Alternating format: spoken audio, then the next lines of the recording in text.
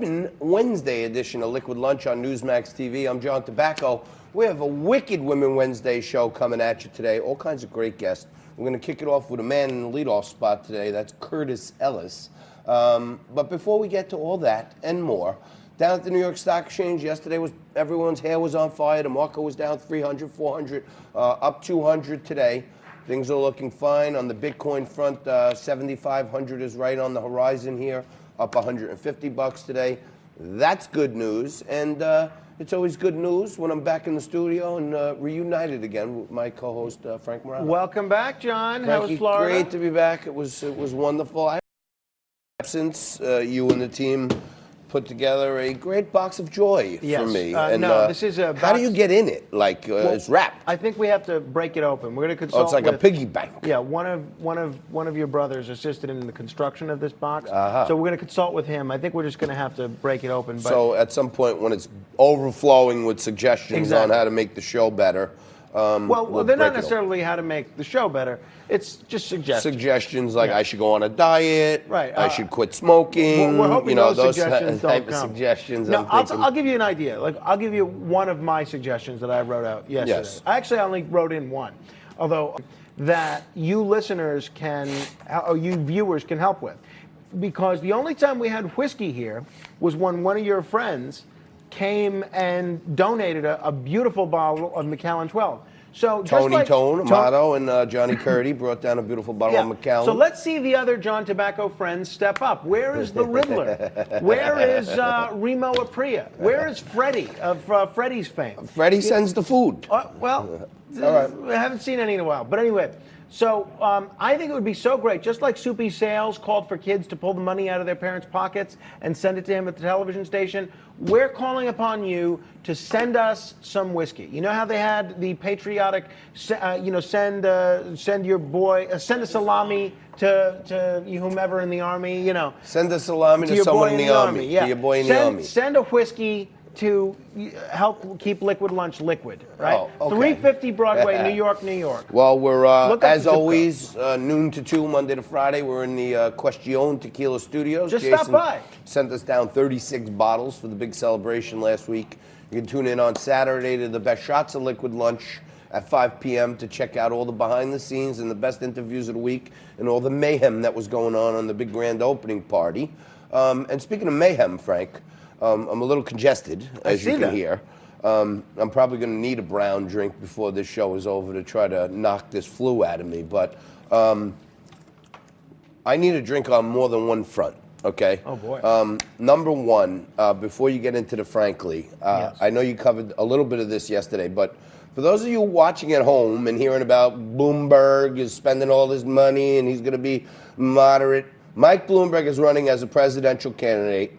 He was on CBS the other day being questioned about what Democrats say is the number one issue, greenhouse gases, the Green New Deal, okay?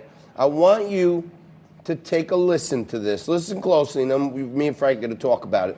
This is what Mike Bloomberg, now yesterday, Frank showed you some video where Bloomberg said that President Xi from China is not a dictator.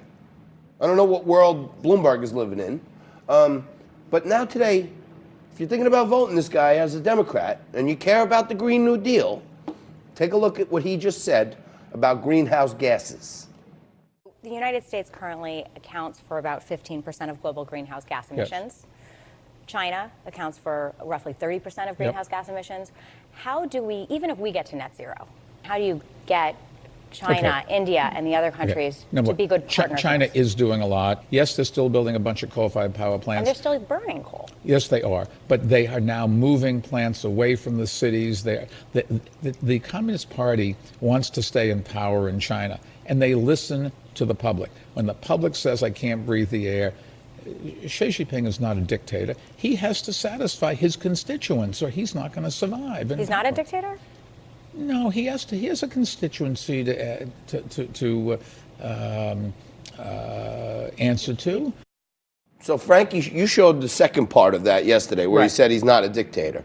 But the first part, to me, was shocking, because she asked him about how he, as president, how he would get China to get on board to reduce greenhouse gases and emissions, and he said Yeah, they're still burning coal. Yeah, they are. But they're moving those plants away from the cities because he has his people to answer to. Moving his plants away from the cities has nothing to do with greenhouse gas emissions.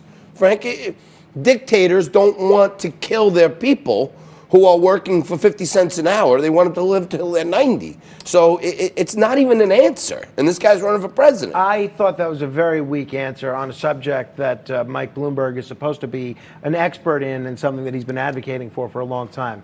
You know, I think that was a very poor answer. It's out of control. I mean, it just doesn't make sense. And if Mike Bloomberg is a dictator. He was a dictator when he was here. He used his vast wealth to push policy initiatives that only he cared about, like breaking term limits in New York City. But I don't know. I was kind of ticked off about that. And we want our audience to know when these people who you're thinking about voting for or considering, that's what Mike thinks about China. They're not a dictatorship, and they're doing their part in the global greenhouse gas field because they're moving the power plants away from the cities. Well, yeah, I mean, Doesn't it's make still sense. going in the air, right? That's what I'm saying. It Yeah. doesn't make sense. Just doing the same thing to the environment. And if there is an effect, which I don't know if there is or not, moving it away from the city doesn't help the environment. It helps the free labor that they have going because they don't want to kill his people with too much smog and emissions. But he's not a dictator. Not a dictator. No. He has a constituency to answer to, says Mike Bloomberg. Yeah, Xi Jinping answers to his constituency. You open your mouth, they run you over with a tank. That's the constituency that he has to worry about. Well, they mow you down with bullets. As They'll they mow do in you Hong down Kong. with bullets. And if you're in Hong Kong, then they, put these other private security forces out there to shoot people in the streets. It's crazy. Not a dictator. Not a good time to be a Uyghur. No. Forget the Uyghurs. So what else is going on, pal? All right. Well, John, the climate debate is interesting. The presidential race is interesting. But none of those are what I'm speaking, frankly, about. I figured.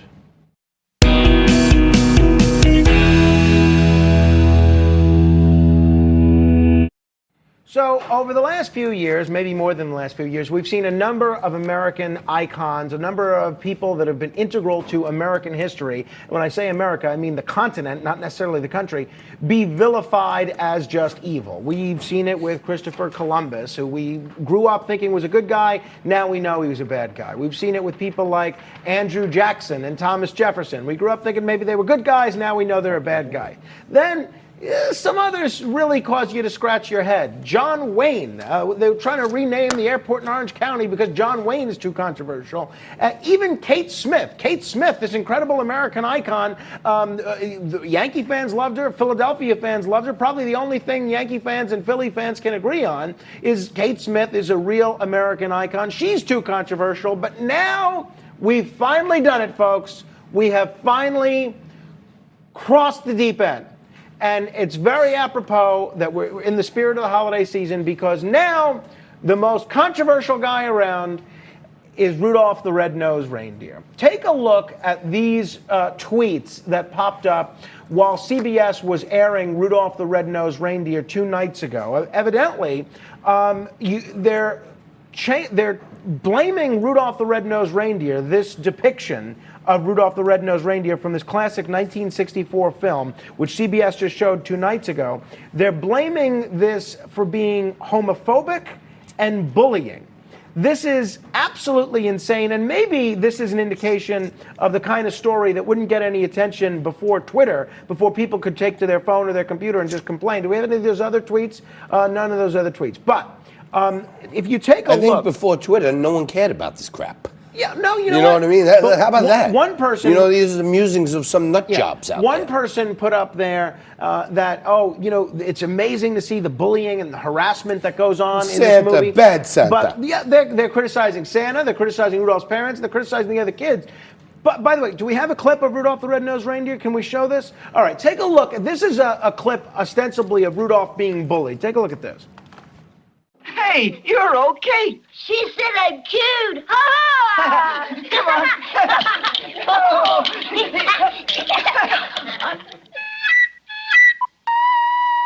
For crying out loud.